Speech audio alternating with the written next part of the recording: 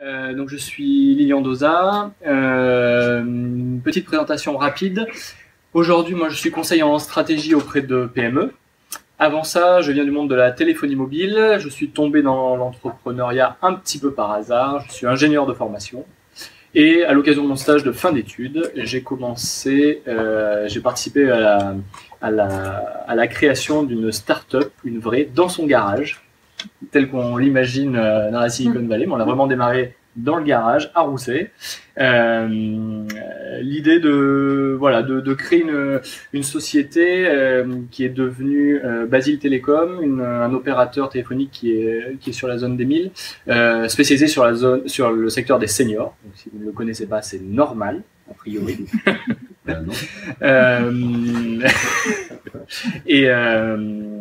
Et donc, voilà, donc je suis tombé dans la téléphonie mobile comme ça, dans l'entrepreneuriat comme ça, création de cette société, avec tout ce que ça veut dire. Ça, c'était en 2007, donc le monde de la téléphonie mobile n'avait rien à voir avec ce qu'il est aujourd'hui. Les seniors n'avaient rien à voir avec ce qu'ils sont aujourd'hui. Donc tout ce qui est attrait à l'innovation, aux échecs, aux réitérations pour trouver un modèle qui fonctionne, c'est nécessairement quelque chose que l'on a dû mettre en œuvre un certain nombre de fois. Donc ça m'a amené jusqu'en 2012, date à laquelle j'ai décidé de lancer mon activité de conseil pour transposer ce que j'avais fait dans cette entreprise à d'autres entreprises.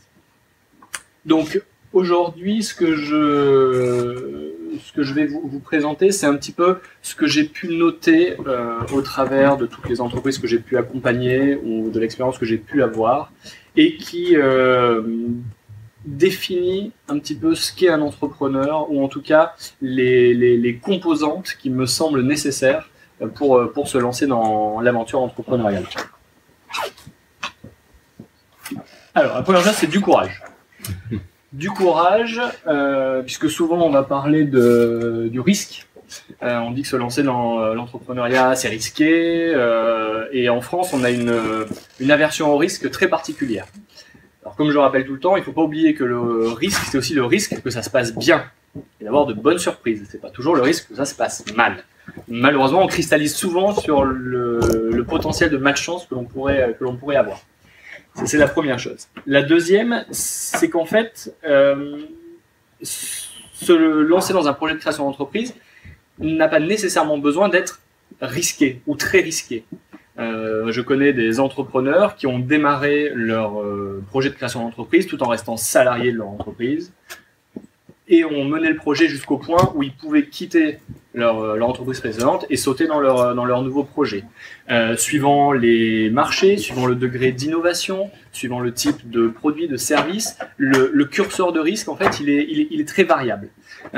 Donc, voilà, il faut nécessairement une certaine aversion au risque, mais je ne qualifierais pas l'entrepreneur comme spécialement quelqu'un qui recherche le risque à tout prix, mais plus comme quelqu'un qui sait gérer le risque. Ça, c'est quelque chose qui me paraît essentiel, c'est être conscient que oui, il y a des risques et de prendre les dispositions nécessaires à la gestion de ces risques. Ça passe par exemple par reconnaître pour l'entrepreneur qu'il n'est pas compétent sur l'ensemble des domaines qu'il va avoir à traiter et d'avoir l'intelligence de s'entourer des compétences qui lui manquent. Parmi tous les entrepreneurs que j'ai accompagnés, ceux qui réussissent le mieux, je le note à chaque fois, ce sont ceux qui, très tôt dans la création d'entreprise, ont su reconnaître quelles étaient leurs incompétences et se sont mis en quête de ressources pour combler ces compétences. Et en parallèle de ça, vraiment valoriser là où ils sont forts, là où ils ont vraiment une valeur ajoutée pour l'entreprise. Donc, cette notion de risque, il faut un tout petit peu l'articuler et pas juste cristalliser autour du lancer mon entreprise, je risque fort de pas y arriver et avec toutes ces entreprises qui se cassent la figure, pourquoi pas la mienne? Non, il faut sortir de ça et je rejoins l'idée du mindset positif dont tu parlais tout à l'heure, Amaury. Et vraiment cette composante de savoir s'entourer et compléter en fait ces compétences par des compétences extérieures est quelque chose qui revient à chaque fois dans les entreprises que j'accompagne. Deuxième élément, c'est quoi, c'est un laser? C'est un micro que tu peux pas pincer si tu veux. Ah, c'est oublié de le faire. Bon. C'est le micro. Il y a une pince dessus. Je vois ça.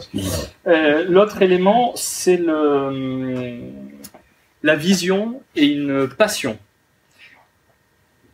Pourquoi vous décidez de créer votre entreprise? Quel est le moteur de ça? Une fois de plus, dans les entreprises que j'ai suivies, que j'ai accompagnées ou que je vois, dans celles qui surperforment, qui réussissent, qui durent, ce sont des entreprises dont le premier moteur n'est pas la réussite financière. La réussite financière est une conséquence de la réalisation de la mission que l'entreprise s'est donnée. Et ça, c'est très important parce que la raison d'être de l'entreprise, c'est quelque chose qui donne l'énergie et à l'entrepreneur et aux gens qui vont s'agréger autour du projet, que ce soit les collaborateurs, les partenaires financiers qui viendront éventuellement plus tard. Donc cette vision, elle me paraît indispensable aujourd'hui à tout entrepreneur qui se lance. Et cette vision en plus, cette mission, elle constitue vraiment un pilier central dans une aventure qui va bouger dans tous les sens. Il y a quand même un point fixe sur lequel on peut se reposer et autant on peut remettre plein de choses, on peut repenser plein de choses, on peut modifier son produit, on peut revoir un peu son marché, on peut le segmenter différemment, on peut créer des partenariats d'une certaine manière ou d'une autre. Mais en tout cas, il y a un axe central qui est le fil rouge de tout ce que l'on fait. Et ça, une fois de plus, c'est quelque chose que je retrouve systématiquement. Même si de prime abord, on reste sur des objectifs de croissance économique, de réussite purement économique, en fait, derrière, il y a une autre raison qui est plus noble, qui est plus, non pas que générer du profit ne soit pas noble, mais il y a une mission plus profonde. Ensuite, du réalisme. Donc Amaury tout à l'heure nous a introduit la notion de positive, d'avoir un mindset positif. Ce que je constate, c'est que l'excès d'optimisme n'est pas forcément bon. À l'inverse, être réaliste, ce n'est pas, et on a souvent tendance à dire que c'est la même chose, mais être réaliste, ce n'est pas être pessimiste. Ce sont deux choses bien différentes. Et souvent, quand on vient casser un excès d'optimisme, on peut facilement se faire dire « mais tu es pessimiste ». Non. Et c'est vraiment, une fois de plus, un curseur qu'il faut bien positionner.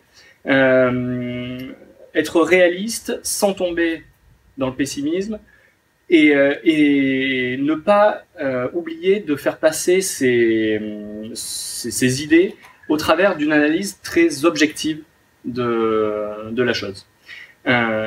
L'excès d'optimisme peut conduire à des fortes déceptions et à l'inverse, une approche très réaliste de la chose permet d'anticiper un certain nombre de choses et vraiment n'est pas une vision pessimiste du développement de l'entreprise.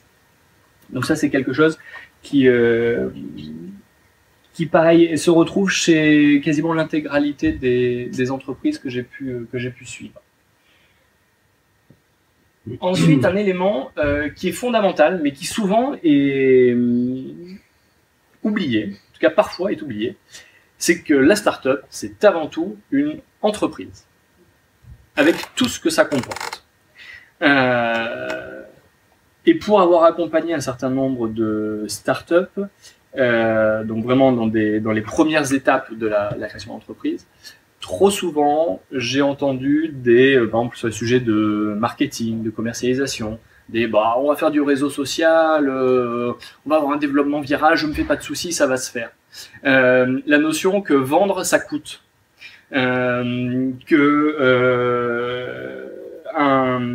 Un prospect, voilà, ça coûte un certain prix. Le transformer en client, ça coûte un prix. Que le marketing, ça ne se résume pas à un site web et à quelques réseaux sociaux qui vont se battre en duel autour de ça. La distribution, c'est un vrai chantier, une vraie stratégie. Voilà, c'est pas juste une vision produit-marché. Il faut tout de suite penser dans quelque chose de plus global et ne pas oublier que le premier financeur de l'entreprise, ce doit être ses clients, et pas un fonds d'investissement, et pas de la dette, et pas la subvention issue d'un concours. Non, le seul vrai bon financement de l'entreprise, c'est ses ventes. Et ça peut paraître comme ça gros, mais en fait, c'est quelque chose que j'ai souvent vu chez des porteurs de projets ou des startups vraiment dans les premières étapes.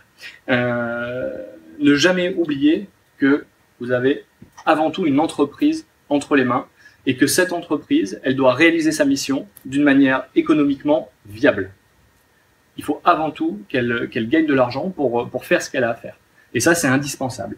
Et souvent, on se félicite d'une levée de fonds. Alors, c'est très bien, il faut le faire, mais en soi, ce n'est pas une réussite. Ce ne sont que obtenir les moyens de réaliser son plan. Et souvent, quand je commence à travailler avec mes clients sur des sujets qui ont trait à la levée de fonds, en fait, je leur dis toujours, le problème, c'est pas l'argent.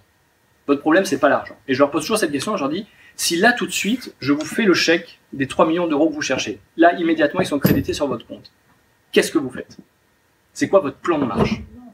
Et en fait, trop souvent, je vais embaucher, non mais, ok, mais comment? C'est quoi ton plan? Marketing, commercial, développement. Et trop souvent, on oublie ça. Et c'est vraiment intrinsèquement ce qui constitue l'entreprise, cette idée de prévision et de gestion, et de gestion exactement de l'entreprise dans son ensemble.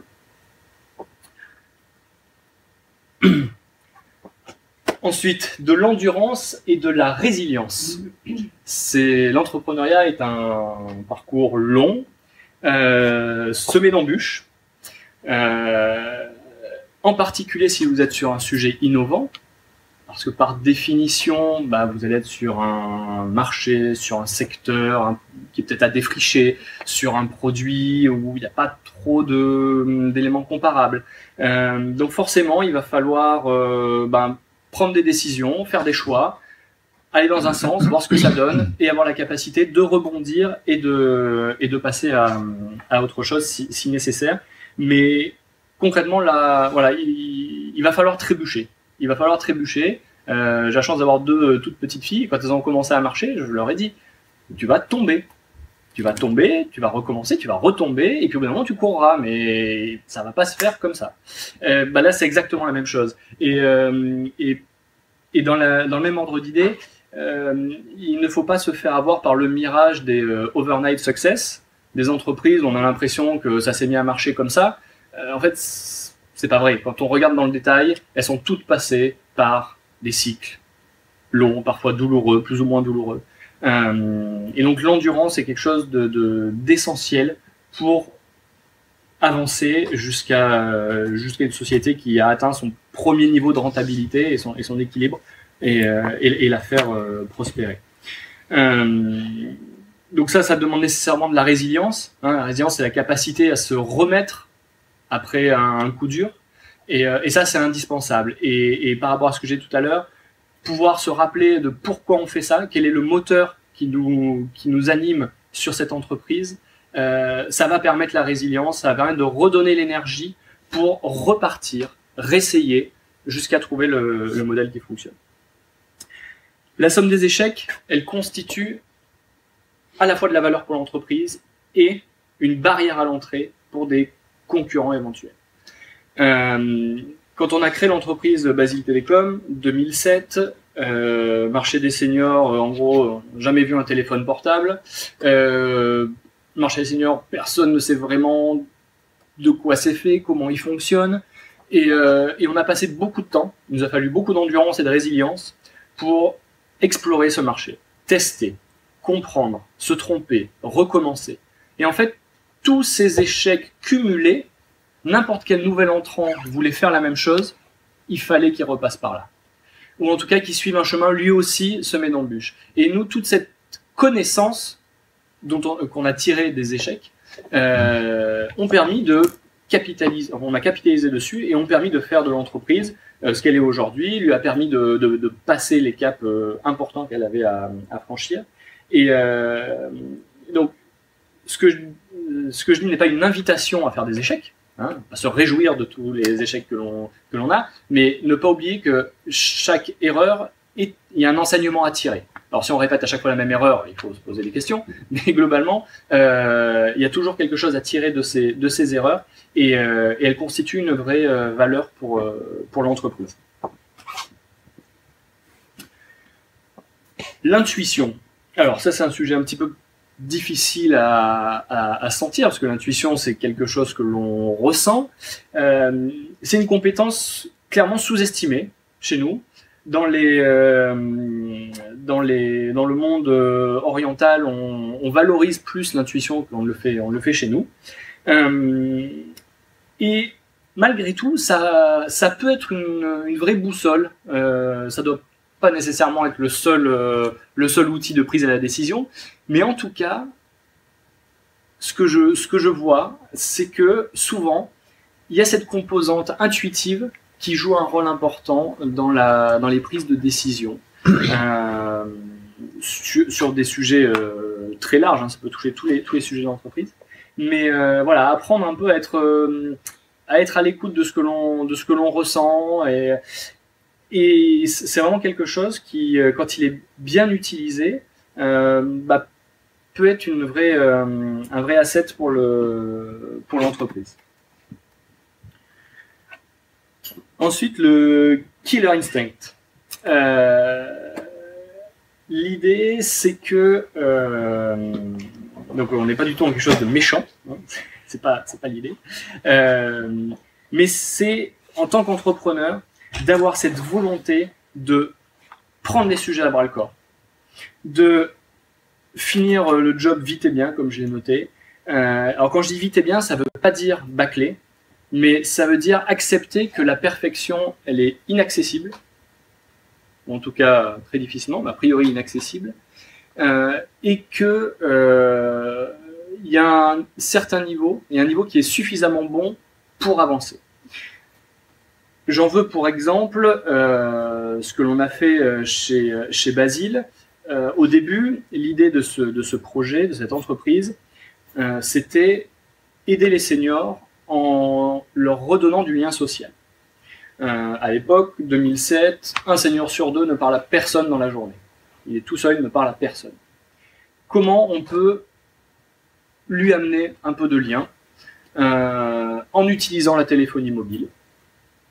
Parce qu'aujourd'hui, il n'y a pas accès et c'est beaucoup trop compliqué pour lui. Donc on se dit, on va faire un produit nouveau, un téléphone, un seul bouton, et on va remettre au service l'ancienne opératrice. Donc on appuie sur le bouton, on a une opératrice qui décroche et on lui dit, passez-moi mon médecin, ma fille, mon fils. Donc ça, c'est notre idée de départ. Donc il faut concevoir un produit, un terminal mobile, il faut concevoir un centre d'appel. On est une start-up dans le garage, d'après de vrai, donc peu de moyens, et il faut clairement qu'on réalise ces deux premières briques, qu'on éprouve un peu notre solution sur le marché avant de passer à l'étape suivante. Et pour ça, il faut vraiment se mettre dans un mode où il faut juste faire les choses. C'est aussi bête que ça, mais les sujets de distraction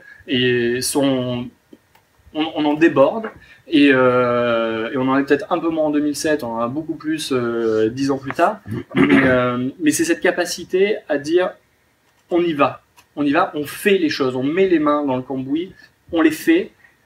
Ce sera pas parfait, mais il faut qu'on les fasse, il faut qu'on passe par ces étapes-là pour ensuite améliorer. Et c'est en particulier vrai sur les sujets de développement produit ou service qui sont innovants. Par construction, on ne peut pas savoir exactement ce que doit être le produit puisqu'il n'a jamais été confronté à son marché. Donc on peut imaginer comment il doit être, comment il doit performer, mais tant qu'il n'est pas dans des mains d'utilisateurs, de clients même, qui payent vraiment pour ça, on ne peut pas savoir.